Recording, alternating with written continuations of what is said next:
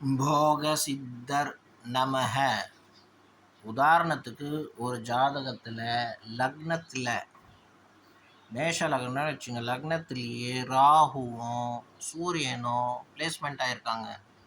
இந்த பிளேஸ்மெண்ட் என்ன மாதிரி பலன் கொடுக்கும் அந்த ஜாதகனுக்கு? இப்போ கிரகண தோஷம் ஆயிடுச்சு.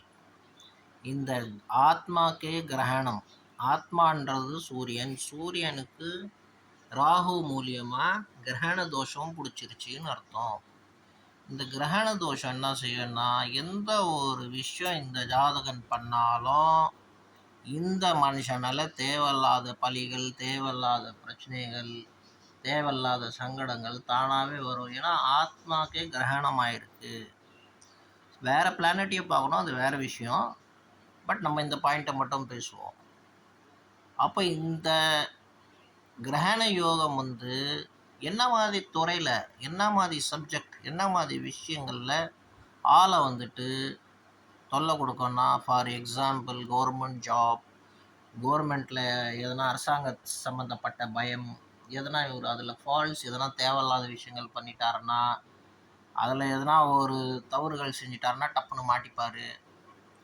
இந்த மாதிரி விஷயங்களில் தேவையில்லாமல் பிரச்சனை வரும். அது இல்லாமல் இவர் எதனா விஷயத்தில் ஈடுபடுறாரு, இல்லை டெவலப்மெண்ட்டை யோசிக்கிறாருன்னா, அது ரொம்ப மிகப்பெரிய கஷ்டப்பட்டு தேவையில்லாத பழியெல்லாம் சுமந்து அதுலேருந்து கிளியர் ஆகி வர்றதே ஒரு பெரிய மீண்ட ஒரு சங்கடமாயிடும் அதுலேருந்து வரத்துக்கு. அந்த மாதிரி சில பிரச்சனைகளை சந்திப்பார். இது ரொம்ப ஒரு தப்பான ஒரு யோகம். பட் அதே நேரத்தில் வேறு சில கிரகங்கள் எப்படி இருக்குது, இந்த ஒரு கிரகத்தை வச்சு மட்டும் நம்ம ஜாதகனை டோட்டலாக மோசம் போயிடுவான், இதாகிடுவான்னு சொல்ல முடியாது. மற்ற கிரகங்களும் உண்டு. குரு இருக்கார், சுக்கிரன் இருக்கார், புதன் இருக்கார், சந்திரன் இருக்கார், செவ்வாய் இருக்கார்.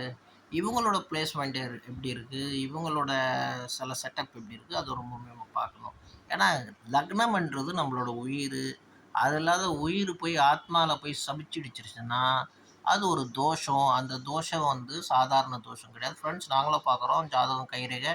சப்போஸ் உங்களுக்கு இன்ட்ரெஸ்டடாக இருந்தால் காட்டுங்க, உங்களுக்கு எவ்வளோ பக்குவமாக சொல்ல முடியுமோ நாங்கள் சொல்லுவோம். ஸோ இந்த மாதிரி கிரகண தோஷம் ஒரு மனுஷனை தாக்கிடுச்சுன்னா அது அவனோட லைஃப்பை ஸ்பாயில் பண்ணும், அவன் இமேஜை ஸ்பாயில் பண்ணும், அவன் பியூட்டியை ஸ்பாயில் பண்ணும், அவன் தாட்டை ஸ்பாயில் பண்ணும். அவன் எவ்வளோ ஃபில்டர் பண்ணி பேசினாலும், எவ்வளோ நல்லது பேசினாலும் அது ஜனங்க எடுத்துக்காது. தேவையில்லாமல் அவனை கீழ் நோக்கி தான் எடுத்துகிட்டு போகும். இந்த மாதிரி ஆளுங்க முக்கால்வாசி பேர் நல்ல விஷயங்களை தாக்க பிடிக்காது, கெட்டு போகிறவங்களும் இருந்திருக்காங்க. வேறு கிரகங்கள், ஒரு சில கிரகங்கள் நல்லா இருக்குன்னா இதுதான்டா வாழ்க்கை அப்படின்னு. அது மாதிரி இல்லாமல் அவங்க மனசை திருடமாக வச்சுக்கிட்டாங்கன்னா லைஃப்பில் நிறைய சக்ஸஸ் பார்க்கலாம்.